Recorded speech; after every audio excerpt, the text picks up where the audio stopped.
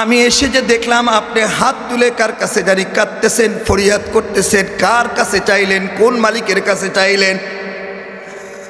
বাদশাহ আলমগীর ডাক দিয়ে বলে, ও দুনিয়ার মানুষ রে, ও আমার কাছে চানেওয়ালা আল্লাহর বান্দা, শোনো, তুমি আমার কাছে যখন চাইছো দেবার মতো আমার কিছুই ছিল না। আমি আমার মালিকের কাছে ফজর পড়েছি, সালাত সকালের নামাজ আদায় করেছি, চাষতের নামাজ আদায় করে আল্লাহর দরবারে চোখের পানি ফেলে হাত তুলে ফরিয়াদ করলাম। আল্লাহ যদি আমাকে দেয় তাহলে তোমাকে দিতে পারবো, নচেত দেবার মতো কোনো কিছু আমার কাছে নাই। আগন্তুক ডাক দিয়ে বলে, ও বাদশা নামদার, আপনি আমাদের বাদশা হয়ে যদি আপনার মালিকের কাছ থেকে চেয়ে আমাদেরকে দিতে পারেন, আমরা কি পারি না আমাদের মালিকের সাথে সম্পর্ক করতে? আজকের থেকে কথা দিলাম আপনার দরবারে আর কোনোদিন আসবো না। বিশ্ব মালিক, বিশ্ব স্রষ্টা, আজকের থেকে আমরা ওই বিশ্ব মালিকের কাছে হাত তুলে রুনাজারি করে মালিকের কাছ থেকে আদায় করে নিব। ও মুসলমান বন্ধুরা রে, আমরা মালিককে ভুলে গেছি। কোন সময় মালিককে পাওয়া যায়, কোন সময় কাঁদলে মালিক খুশি হয়, কোন সময় কাঁদলে মালিক রাজি হয়, এই সময়গুলো আমরা ভুলে গেছি। আমরা মনে মনে চিন্তা করি দুনিয়ার মানুষের কাছে চাইলেই মনে হয় আমাদের হাজত পুরা হয়ে যাবে। না না না, মাখলুক কোনোদিন মাখলুকের হাজত পুরা করতে পারে না। মাখলুকের কাছে চাইলে আমাদের মালিক বেজার হয়ে যায়। মাখলুক নাল জাহিমা হিয়াল মাওয়া وأما من خاف مقام ربه ونهى النفس عن الهوى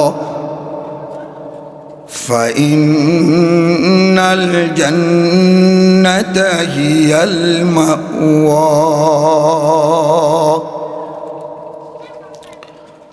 وقال رسول الله صلى الله عليه وسلم إن الجنة تشتاق إلى 5 نفر: طالب وحافظ اللسان ومطعم الجيان ومكسي العريان ومن صلى على حبيب الرحمن أو كما قال عليه الصلاة والسلام. إن الله وملائكته يصلون على النبي يا أيها الذين آمنوا صلوا عليه وسلموا تسليما. সবাই মহব্বতে তালিমের নিয়তে দরুদে ইব্রাহিম পাঠ করি। আল্লাহুম্মা সাল্লি আলা মুহাম্মাদিন ওয়া আলা আলি মুহাম্মাদ كما صليت على إبراهيم وعلى آل إبراهيم إنك حميد مجيد. اللهم بارك على محمد وعلى آل محمد كما باركت على إبراهيم وعلى آل إبراهيم إنك حميد مجيد. بلغ العلا بكماله كشف الدجى بجماله حسنت جميع خصاله صلوا عليه وعليه. মিফতাহুল জান্নাত মহিদা মাদ্রাসা কর্তৃক আয়োজিত মধ্যকার ইসলামী মহাসম্মেলনের শ্রদ্ধাভাজন সভাপতি হযরতে ওলামায়ে কেরাম, দূর দূরান্ত থেকে আগত আমার সামনে উপবিষ্ট ধর্মভীরু ধর্মপ্রাণ মুসলমান ভাইয়েরা, পর্দার অন্তরালে মাস্তারা, আমার মা ও বোনেরা, আল্লাহ পাকের দরবারে লাখো কোটি শুকর, যিনি আমাদেরকে সকল গুনামাখা পরিবেশ থেকে মুক্ত করে, সকল ফিতনা ফাসাদ থেকে হেফাজত করে, টিভির পর্দার সামনে না বসিয়ে আল্লাহ পাক রব্বুল আলামিনের কালামের মুহিব্বিন হিসাবে জালিসুর রহমানে কিছু সময়ের জন্য আসবার বসবার তৌফিক যে আল্লাহ দান করলেন, ওই আল্লাহর দেওয়া জবান দিয়ে কালিমাতুশ শুকুর আদায় করে পড়ে নেই আলহামদুলিল্লাহ। আপনারা কেমন আছেন? আলহামদুলিল্লাহ। এক নম্বর হলো আপনাদের নিয়তের কথাটা শোনা দরকার। আমরা এখানে আসছি কি জন্য একটু বলবেন কি?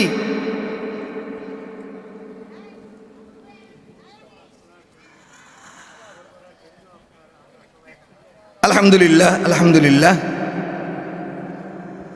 দারুল উলুম দেওবন্দ মাদ্রাসা যখন চলমান, দারুল উলুম দেওবন্দ শুরু হয় কিন্তু দুইজন নিয়ে, একজন ছাত্র একজন ওস্তাদ। বিশাল যখন হয়ে গেছে তো ওস্তাদ যে ছাত্রদের পরীক্ষা নিচ্ছে, জিজ্ঞেস করতেছে, বাবা তুমি দারুল উলুমে কেন আসছো? তো কেউ বলতেছে মা বাবা পাঠাইছে তাই আসছি, কেউ বলতেছে কোরআন পড়ে মানুষকে শোনাবো, এরকমভাবে সবাই বলতেছে। তো উনি মনে মনে চিন্তা করতেছে যে আমার এই কষ্টটা মনে হয় বৃথা। তো শেষ একজন আছে দুর্বল দুবলা, ওর কাছে যাওয়ার চিন্তা করতেছে যে যাই কি না যায়, এ আবার কি উত্তর দিবে। লাস্টে গেছে, যাওয়ার পরে জিজ্ঞেস করতেছে, বাবা তুমি কেন আসছো? ও বলতেছে, আলহামদুলিল্লাহ, আমি আমার মালিককে রাজি আর খুশি করার জন্য আমি এখানে এসেছি। সুবহানাল্লাহ বলবেন না? তো এই মাহফিল সার্থক ওই সময় যদি আমরা হেদায়েতের নিয়তে বসি, মালিককে খুশি করার নিয়তে বসি, ওলামায়ে হযরতদের জবান থেকে দোয়া করতে থাকবো যে আমাদের হেদায়েতের কিছু কথা বের হোক, ঠিক না বেঠিক? কারো ক্ষমতা আছে সুন্দর কথা বলার? কে বলানেওয়ালা কে? আল্লাহ যদি বলায় তাহলে বলতে পারবে, না হলে বলার কোনো ক্ষমতা আছে? আপনি আমি কি আসতে পারছি? কে নিয়ে আসছে? ওমা তৌফিকি ইল্লা বিল্লাহ। আল্লাহ যতক্ষণ পর্যন্ত তৌফিক না দিছেন ততক্ষণ পর্যন্ত আমি আপনি এই ময়দানে আসতে পারবো না। অনেক ভাই ঘুরতেছে বাজারের মধ্যে, কিন্তু তাদের নসিবে কিন্তু হয় নাই। এই কাজ সেই কাজ এগুলোর মধ্যে ব্যস্ত হয়ে পড়তেছে। দেখেন আসলে এই মাহফিলে আসার ভাগ্য নসিব তাদের হচ্ছে না। দেখেন এই জমিন কার? আসমান কার? বাতাস কার? আবু আতশ খাকো বাদো বন্দা আন, আবু আতশ খাকো বাদো বন্দা আন, বামানো তো মুর্দা বা হাক জিন্দা আন, বামানো তো মুর্দা বা হাক জিন্দা আন। আগুন পানি বাতাস এগুলাকে আমরা মনে করি মুর্দা, আসলে কি এগুলো মুর্দা? হুজুর প্রমাণ কি? প্রমাণ নাই? কি প্রমাণ কন্ত দেখি? মুসা আলা নবিয়ুনা আলাইহিস সালামের নাম আপনারা শুনছেন? পয়গম্বর ছিল না? এক অত্যাচার করতো কে? ফেরাউন। আমার কথা বুঝেন আপনারা? হ্যাঁ না বলা লাগবো কিন্তু। একে অত্যাচার করতো কে? ফেরাউন।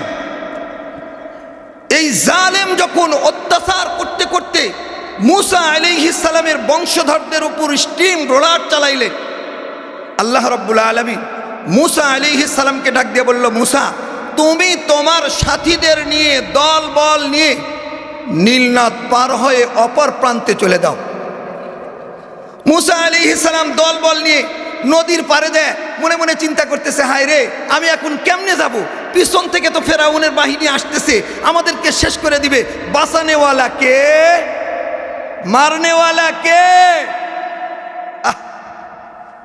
ফেরাউনের বাহিনীকে দেখা যাচ্ছে আসতেছে, এমতো অবস্থায় কি অবস্থা চিন্তা করেন। লোকজন ডাক দিয়ে বলতেছে, পয়গম্বর মুসা আপনি তো আমাদের আজকে শেষ করে দিলেন, এই নদী আমরা কেমনে পার হব? আল্লাহ রাব্বুল আলামিন মুসা আলাইহিস সালামকে বললেন, হে মুসা তুমি তোমার হাতের লাঠিটা একটু আঘাত করো, কার মধ্যে? পানির মধ্যে। রাস্তা বানায় দিবেন কে? আল্লাহ। হরকত করবে বান্দা, কাজ করবে কে? আল্লাহ। মুসা আলাইহিস সালাম আঘাত করছে, সঙ্গে সঙ্গে রাস্তা হয়ে গেছে। 7টা রাস্তা হয়েছে, তাও সুবহানাল্লাহ বলবেন না? 7টা রাস্তা হয়েছে, 7 রাস্তা দিয়ে 7টা গোত্রের মানুষ পার হয়ে চলে গেছে। ফেরাউন মনে মনে চিন্তা করতেছে, রাস্তা যখন হয়েছে আমিও তাহলে পার হয়ে যাই। শুরু করছি যাওয়া। মালিক পারে কি পারে না? কয় রাস্তা, মাঝপথে যখন গেছে কয় রাস্তা শেষ হয়ে যা। কার কথা শুনে? পানি কার কথা শুনে? পানি হয়ে গেছে। ফেরাউনকে চুপায় চুপায় মারছে। ফেরাউনকে কি করে মারছে? লাভ আছে? আচ্ছা, পানি মারলো, পানি কথা শুনলো। আগুন কিভাবে কথা শুনে? কুলনা ইয়া নারু কুনি বারদান ওয়া সালামান আলা ইব্রাহিম। আল্লাহু আকবার। আমাদের জাতির পিতার নাম কি? হযরত ইব্রাহিম আলা নবিয়ুনা আলাইহিস সালাম। হযরত ইব্রাহিম আলাইহিস সালাম তদনন্তীন কালে মেলা হতো। মেলা কিসের মেলা? আমরা মেলায় যাই না? মুসলমানরা যায় মেলায়, যায় মূর্তি কিনে। কিনে কি কিনে না? মেলায় যায় আনন্দ করে। আমাদের জাতির পিতা আমাদেরকে কি শিক্ষা দিলেন দেখেন। সবাই মেলায় গেছে, জাতির পিতা আর মেলায় যায় না। জিজ্ঞাসা করছে, ইব্রাহিম তুমি যাও না কেন? কয় আমি অসুস্থ। এখন বলতে পারেন যে অসুস্থ নবী মানুষ মিথ্যা কথা বলল কে? ইন্নী আনা সাকিব, আমি আমার আত্মিক অসুস্থ, শারীরিক অসুস্থ না। আমি ভিতরে, আমার ভিতরের কম্পন সৃষ্টি হয়েছে যে আমি এটা কি করতেছি। আমি একত্ববাদের একজন মূর্ত প্রতীক। আমি মানুষকে দাওয়াত দিতে পারতেছি না, মানুষ আমার কথা শুনতেছে না, মানুষ আল্লাহর দিকে আসতেছে না, মানুষ মূর্তি পূজা করতেছে। এই বিষয়গুলো নিয়ে ইব্রাহিম খলিল ভিতরে ভিতরে জ্বলতেছে। কয় আমি অসুস্থ। এবার সবাই যখন মেলায় গেছে, উনি সবচেয়ে বড় মূর্তির যে ঘর, এই ঘরের মধ্যে ঢুকছে এবং মূর্তির সামনে অনেকগুলা কিন্তু খাবার দেয় মেলার দিন, ঠিক না বেটি? বড় মূর্তি কয় খায় না, কুড়াল দিয়ে একটা একটা করে ভাঙছে। কয় কোথাও কয় না, খায়ও না, মাসিও তারায় না, এটা খোদা হয় কেমনে? ভাঙছে। সবাই যখন মেলার থেকে এসে দেখছে যে মূর্তিগুলা ভাঙ্গা, কয় এটা আবার কি অবস্থা, কে ভাঙলো? কয় ইব্রাহিমেরই কাজ। ইব্রাহিমে গিয়ে বলছে, কয় তোমরা তোমাদের খোদাকে জিজ্ঞেস করো, তোমাদের খোদাকে কে ভাঙছে? উত্তর দেখছেন কত সুন্দর উত্তর। কয় এলে খোদা কথা বলতে পারে? কয় যেই খোদা কথা বলতে পারে না ওই খোদার ইবাদত করো কেন? উত্তর কত সুন্দর। শোনার পরে তো খবর হয়ে গেছে, রাগ উঠে গেছে। এবার কি করছে? নমরুদ তখন ঘোষণা দিছে, অগ্নিকুণ্ড জ্বালাও। এই অগ্নিকুণ্ডের মধ্যে ইব্রাহিমকে ফালানো হবে।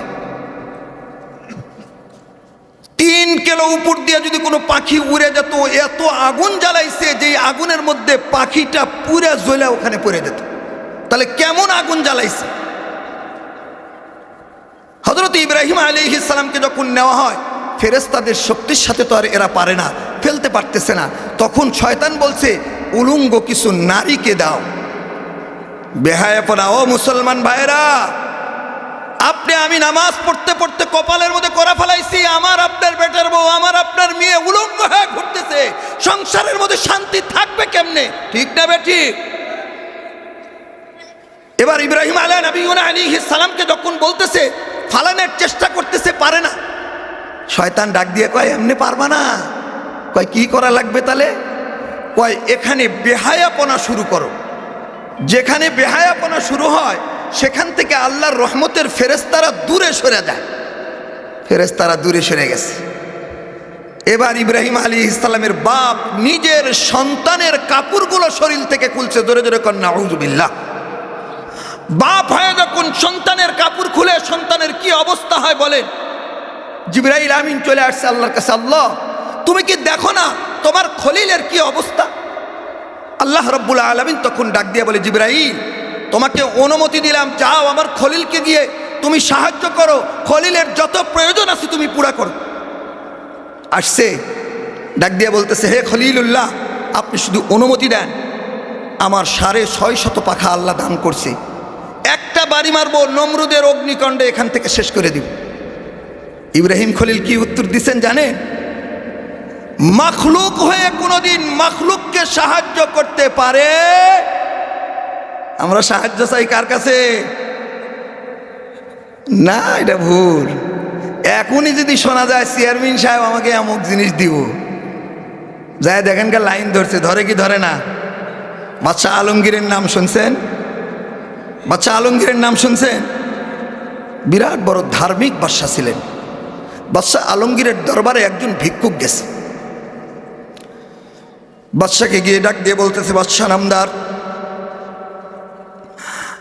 আমি বড় অসহায়, আমাকে যদি কিছু দিতেন আমি বড় উপকৃত হতাম। বাদশাহ আলমগীর ডাক দিয়ে বলে, রে ভাই, আমার কাছে এখন দেবার মতো কিছুই নাই, আগামীকাল 10টার সময় তুমি আসবে, আমি আমার মালিকের কাছ থেকে নিয়ে আমি তোমাকে দিয়ে দিব। ভোরবেলায় চলে আসছে। বাদশাহ আগের থেকেই বলে রাখছে, দরজা খুলে দিচ্ছে, দারোয়ানরা কোনো বাধা দেয় নাই। একদম বাদশার অন্দরমহলে যখন চলে গেছে, গিয়ে দেখে বাদশাহ কার কাছে হাত তুলে যেন রুনা জারি করতেছে, বাদশাহ কার কাছে যেন চায়, কান্দে। এবার ভিক্ষুক আশ্চর্য হয়ে গেছে, হায়রে আমাদের দেশের বাদশাহ, সে হাত তুলে আবার কার কাছে চায়? মোনাজাত শেষ হয়ে গেছে। এবার লোকটা ডাক দিয়ে বলে, বাদশাহ নামদার, আমি আপনার কাছে আসছিলাম, আপনার কাছে আমার কোনো কিছুর প্রয়োজন নাই। বলে, কি রে ভাই, কি হয়েছে তোমার?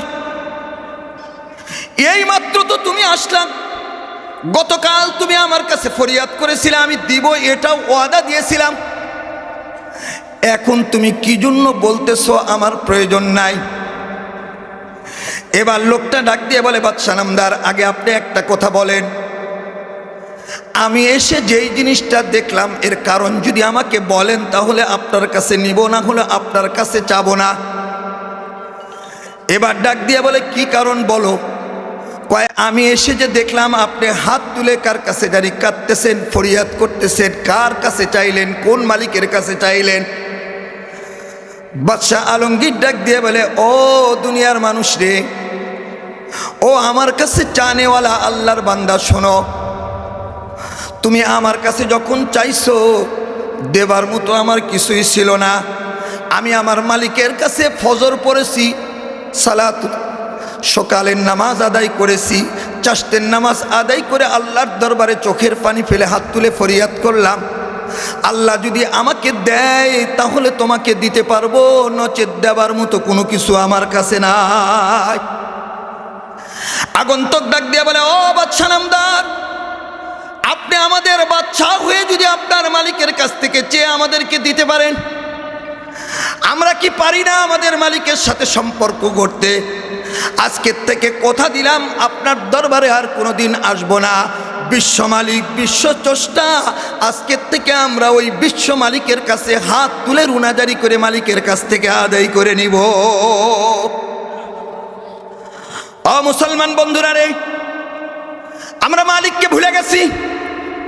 কোন সময় মালিককে পাওয়া যায়, কোন সময় কাঁদলে মালিক খুশি হয়, কোন সময় কাঁদলে মালিক রাজি হয়, এই সময়গুলো আমরা ভুলে গেছি। আমরা মনে মনে চিন্তা করি দুনিয়ার মানুষের কাছে চাইলেই মনে হয় আমাদের হাজত পুরা হয়ে যাবে। না না না, মাখলুক কোনোদিন মাখলুকের হাজত পুরা করতে পারে না। মাখলুকের কাছে চাইলে আমাদের মালিক বেজার হয়ে যায়। মাখলুক ও দোস্তরা রে, তাহলে আমি আপনি যদি মালিকের জন্য দাঁড়িয়ে যাই, মালিক আমাদের উপর খুশি হবে না বেজার হবে? কিন্তু দুঃখ আর আফসোস, রাত 1টা পর্যন্ত টকশো দেখলাম। টকশো শেষ করার পর আমি যখন বিছানায় গেলাম, ফজরের নামাজের খবর নাই, ঠিক না বেঠিক? ফজরের নামাজের খবর নাই, তাহাজ্জুদ তো দূরের কথা। এমন মুসলমানের জন্য আল্লাহর রহমত আর করম কেমন করে আসবে?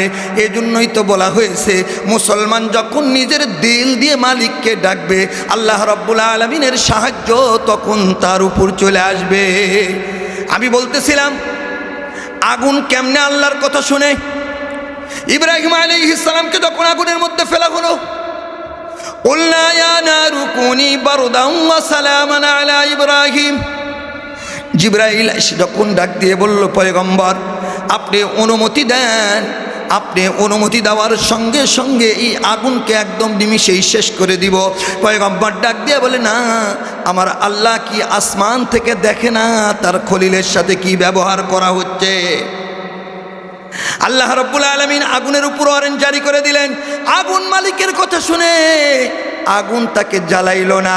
ইব্রাহিম আলাইহিস সালামকে যদি বলা হয়েছে, আপনি সবচেয়ে শান্তিতে কতদিন কোন দিন ছিলেন? ইব্রাহিম আলাইহিস সালাম তখন বলে, যেই 40 দিন আমি নমরুদের অগ্নিকুণ্ডের মধ্যে ছিলাম, ওই 40 দিন দুনিয়ার মধ্যে আমি সবচেয়ে বেশি আরামে ছিলাম। তাহলে মালিককে ডাকার দরকার আছে না নাই? মালিককে খুশি করার দরকার আছে না নাই? আমার ভাই বন্ধুবর মৌলানা মাহবুবুর রহমান সাকি সাহেব অনেক সুন্দর বক্তা, উনি চলে আসছেন। আরও ওয়াইজেনে কেরাম আছেন। উনি যেহেতু আসছেন, এর কাছে চাইলে খালেক বেজার হয়ে যায়। খালেক কয়, আমার বান্দা তো আমার কাছে চাবে, কার কাছে চাবে?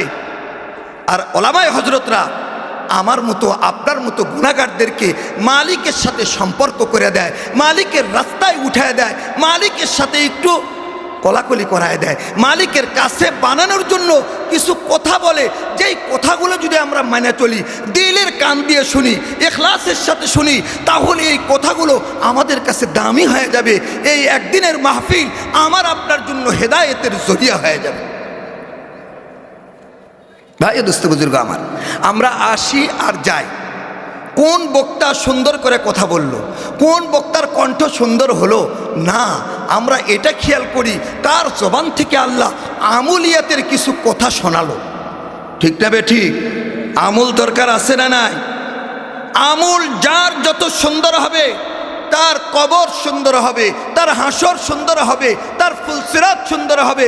আমুল সুন্দর নাই, আপনি আমার সব কিছুই অন্ধকার, সব কিছুই অন্ধকার। দেখবেন দুনিয়ার বুকে আপনি সফরে গেছেন, সফরে যাওয়ার সময় আপনার কাছে টাকা ছিল, কিন্তু রাস্তার মাঝখানে ছিনতাইকারীরা আপনার কাছ থেকে টাকাগুলো ছিনতাই করে নিয়ে নিয়েছে। এখন আপনি এমন জায়গায় গেছেন যেই জায়গায় আপনার পরিচিত কেউ নাই। এই মুহূর্তে আপনার কাছে কেমন লাগবে? মনে হবে দুনিয়াটা একদম অন্ধকার। কার কাছে যাব, কার কাছে যাব, সব কিছুই যেন সংকীর্ণ হয়ে আসে। মুসলমান বন্ধুরা রে, দুনিয়ায় যেই টাকা মানুষের কাছে চাইলে পাওয়া যায়, হারায় গেছে একজন মানুষের কাছে চাইলে পাওয়া যাবে। যদিও আমাকে কিছু গালি দিবে, তিরস্কার করবে, অপমান করবে, হয়তো বলবে এত সুন্দর চেহারা তুমি আবার মানুষের কাছে টাকা চাও কেন, কিন্তু আমার যে হারায় গেছে এটা বোঝার চেষ্টা কিন্তু করবে না। একজন তিরস্কার করবে, আর একজন আবার পকেট থেকে 10 টাকা বের করে দিবে। একভাবে না একভাবে কিন্তু গন্তব্যে পৌঁছার আমার একটা ব্যবস্থা হয়ে যাবে। ও দোস্তরা রে, দুনিয়ার বুকে মানুষের কাছে পাওয়া যায় এমন অবস্থায় যদি আমার চেহারা বিবর্ণ হয়ে যায়, আমার পায়ের নিচের মাটিটা কেমন যেন নড়তে থাকে, মাথা ঘামতে থাকে, শরীর ঘামতে থাকে, আমি পেরেশান হয়ে যাই। ও দোস্তরা রে, যেই জায়গায় গেলে বাবা সন্তানের পরিচয় দিবে না, মা সন্তানকে চিনবে না, ভাই ভাইকে চিনবে না, বন্ধু বন্ধুকে চিনবে না, কেউ কারোর সাথে কোনো পরিচয় থাকবে না, ওই জায়গায় আমরা কেমনে পার হব, কেমনে চলবো, একবারও কিন্তু আমি আপনি ফিকির করি না। সারাদিন চলি শুধু হুম হুম পুতুন হুম দিন হুম দানানির হুম অকিবেলা তুহুম নিসা হুম। আমরা 3টা জিনিস বানাইছি, দিনের শুরু থেকে শুরু করি আমার পেটের চিন্তা, ঠিক না বেঠি? ভোর হয় হলো আমার পেটের চিন্তা দিয়ে। এখন বাজারে যাব, বড় মাছটা যদি আমি না কিনি তাহলে আমার স্ত্রী কি পাক করবে। আমার সকাল হয় পেটের চিন্তা দিয়ে। দিন হুম দানানি রুহুম, আমি দিনকে কিন্তু টাকার বিনিময় বিক্রি করে দেই, ঠিক না বেঠি? যদি টাকা একটু বেশি দেয় টুপি খুলতেও আমরা দ্বিধাবোধ করি না। আপনাদের জামালপুরে অনেক এলাকা আছে যে সমস্ত মুসলমানরা খ্রিস্ট ধর্ম অবলম্বন করছে, ঠিক না বেঠি? আছে না নাই? ও মুসলমান, ঘুমাইলে চলবে না। আল্লাহ জিজ্ঞাসা করবে, মেলান্দর মুসলমান, তোমাদের পাশে তো অনেক মাদ্রাসা ছিল, তোমরা অনেক জাননেওয়ালা, কি প্রতিবাদ করছো? আল্লাহর কাছে কি জবাব আমরা দিব? আমার পাশের ভাই নামাজ পড়ে না, একই সাথে দোকানদারি করি, কিন্তু দেখা যায় তাকে আমি কোনোদিন দাওয়াত দেই নাই। ও মুসলমান বন্ধুরা রে, ওয়ানাদা আসহাবুন নারি আসহাবুল জান্নাহ আন আফিদু আলাইনা মিনাল মা ক্বালু ইন্নাল্লাহা হাররামাহুমা আলাল কাফিরিন। জাহান্নামীরা জান্নাতীদেরকে ডেকে ডেকে বলবে, ও জান্নাতি ভাই, একই সাথে মেলান্দর বাজার করছি, একই দোকানের চাল খাইছি, একই রাস্তা দিয়ে চলছি, তুমি মসজিদে গিয়ে নামাজ আদায় করতে, আমি নামাজ পড়তাম না। তুমি কালেমা পড়েছো, ইমানের আলো দিয়ে তোমার দিলটাকে আলোকিত করছো, কিন্তু আমি তো কালেমা পড়ি নাই। ডেকে ডেকে বলতে থাকবে, ও ভাই, আজকে আমরা অসহায়, জাহান্নামের গর্তের মধ্যে আমরা হাবুডাবু খাচ্ছি, দাও না তোমাদের কাছে কত সুন্দর সুন্দর খাবার, একটু দাও, আমাদের তৃষ্ণাটা একটু নিবারণ করি, কলিজা ফেটে যাচ্ছে, দাও না একটু ঠান্ডা পানীয় জাতীয় কিছু দাও। দিলের মধ্যে তখন রহম আসবে, মনে মনে চিন্তা করবে, আমাদের তো অনেক আছে, দেই একটু দেই, একটু পানি দিলে আর কতই ক্ষতি হবে। ভালোবাসার মানুষ, কত মোহাব্বত ছিল। অলু ইন্নাল্লাহা হাররামাহুমা আলাল কাফিরিন। আল্লাহ ডাক দিয়ে বলবেন, না না না, ও মেলান্দর মুসলমান, যখন তোমরা নামাজ আদায় করতা কাফেররা তিরস্কার করত, তোমরা যখন আল্লাহর বন্দেগী করতা তারা তিরস্কার করত। অলুর ফাইল হলো আল্লাহ, আল্লাহ নিজে তখন জান্নাতীদের ডাক দিয়ে বলবে না, ইন্নাল্লাহ, নিশ্চয় আমি আল্লাহ হারাম করে দিয়েছি জান্নাতের সব কিছু অস্বীকারী কাফের দলের জন্য। ওই দিন কি উপায় হবে? ও মুসলমান বন্ধুরা রে, এজন্য যেটা জানি সেটা মানুষকে দাওয়াত দেওয়া। একজন ভাই যদি আবার মুসলমান হয়, একজন ভাই যদি নামাজি হয়, একজন ভাই যদি আপনার জাননেওয়ালা হয়, একজন ভাই যদি মাননেওয়ালা হয়, কিয়ামতের আদালতে মাননেওয়ালা ভাইয়ের ওই নেক আমলের বদৌলতে আমি আপনি কিন্তু বিরাট মুসিবত থেকে পার পেয়ে যাব। দরকার আছে না নাই? একা হলে চলবে না। আল্লাহ বলছেন, কু আনফুসাকুম, প্রথমে তুমি নিজে বাঁচো, ওয়া আহলিকুম, তারপরে তোমার আহলকে বাঁচাও। তাহলে এক নম্বরে হলে নিজে বাঁচার কথা বলছেন, নিজে ইমানদার হও, নিজে আমুলওয়ালা হও, নিজে ইখলাসওয়ালা হও, নিজে জান্নাতি মানুষ হও। জান্নাতি মানুষ হতে হলে কি কাজ করতে হবে, কি বর্জন করতে হবে, ওলামায়ে হযরতদের পাশে আসলে আমাদের কিন্তু বুঝায়, ঠিক না বেঠিক? জান্নাতি মানুষগুলোর সিফতের কথা বলে, জান্নাতে কি পাওয়া যাবে এটা বলে, কি কাজ করলে জান্নাতে যাওয়া যাবে এটা বলে। অদস্তরারে যে যার সাথে থাকবে, আল্লাহর হাবিব জনাবে মুহাম্মদুর রাসূলুল্লাহ সাল্লাল্লাহু আলাইহি সাল্লাম পবিত্র জবানে ঘোষণা করেন, ওয়াকালা রাসূলুল্লাহ সাল্লাল্লাহু আলাইহি ওয়াসাল্লাম আল মারউ মা'a মান আহাব্বা, যার সাথে যার মহব্বত হবে তার সাথে তার কিয়ামত হবে। কার সাথে মহব্বত করবেন দেখেন, নামাজিদের সাথে মহব্বত করবেন না বেনামাজির সাথে মহব্বত করবেন, হাফেজ আলেমদের সাথে মহব্বত করবেন না গায়রে হাফেজদের সাথে মহব্বত করবেন। দুনিয়ার ক্ষমতা যার আছে, নামাজ পড়ে না, রোজা করে না, এমন ব্যক্তির সাথে যদি আপনার মহব্বত হয় তাহলে কিয়ামতের ময়দানে কিন্তু তার সাথে আপনার হাসর হবে। ও মেলান্দার মুসলমানেরা, যার সাথে মহব্বত পয়দা করব তার সাথে দিল দিয়ে মহব্বত পয়দা করব। মহব্বত পয়দা করার পূর্বে আমি দেখব এই ব্যক্তিটার মধ্যে মুহাম্মাদুর রাসূলুল্লাহ সাল্লাল্লাহু আলাইহি সাল্লামের সিফত আছে কি না। কারণ এই ব্যক্তিকে আমি যাচাই আর বাছাই করে নিব, কারণ এটা সাংঘাতিক কথা। মহব্বত যার সাথে হবে হাসর তার সাথে হবে। আমার আপনার মহব্বত যদি কালামে পাকের সাথে হয়, সকালবেলায় আমি কোরআনে পাক যদি তেলাওয়াত করি, বুকের সাথে ঠেকাই, চোখের সাথে ঠেকাই। ও মুসলমান বন্ধুরা রে, কালামে পাকের মহব্বত দেখেন কত দামি। একটা কোরআন শরীফের সাথে যদি একটা কাঠের সম্পর্ক হয়ে যায়, এই কাঠের দাম বাড়ে না, বাড়ে না। একটা কাপড় অল্প দাম দিয়ে খরিদ করে, কিন্তু এই কাপড় যখন কোরআনের সাথে লেগে যায় এই কাপড়ের দাম কিন্তু বেড়ে যায়। একটা কাঠের রেখালের দাম যদি কোরআনে পাকের সাথে লাগার কারণে দাম বেড়ে যায়, একটা কম দামা কাপড় যদি কালামে পাকের সাথে লাগার কারণে দাম বেড়ে যায়। মুসলমান বন্ধুরা রে, আমার আপনার দিল যদি কোরআনের সাথে লেগে যায়, এই কোরআন লাগার কারণে আল্লাহর কাছে আমার আপনার দাম বাড়বে না, বাড়বে না। তাহলে মহব্বত কার সাথে করবে এখন চিন্তা করে দেখেন। নামাজের সাথে যদি মহব্বত করেন, নামাজ আল্লাহর কাছে শাফাআত করবে। আল্লাহর হাবিব জনাবে মুহাম্মদুর রাসূলুল্লাহ সাল্লাল্লাহু আলাইহি সাল্লাম বলেন, তলাবুল উলা সাহরাল লায়ালি। তুমি যদি ঊর্ধ্ব গগনে উঠতে চাও, মালিককে যদি খুশি করতে চাও, তাহলে রাত্রি জাগরণ করো। বিসমিল্লাহির রহমানির রহিম। ইয়া আইয়ুহাল মুযাম্মিল কুমিল লাইলা ইল্লা কলিলা নিসফাহু আবিনকুস মিনহু কলিলা। পয়গম্বর আরবি ঘুমাইছিলেন।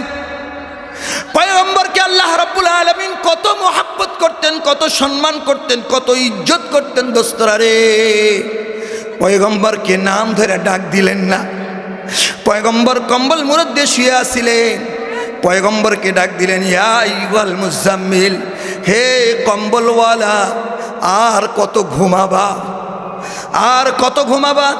কুমিল লাইলা ইল্লা কলিলা, রাত্রের কিছু অংশ, নিসফাহু আবিনকুস মিনহু কলিলা, রাতের কিছু অংশ দাঁড়িয়ে যাও, আমি মাওলা পাকের কুদরতি কদমে সেজদা দাও, আমি মাওলার সাথে মহব্বত পয়দা করো। ও দোস্তরা রে, পয়গম্বরকে যদি ডাক দিয়ে বলা হয় রাতের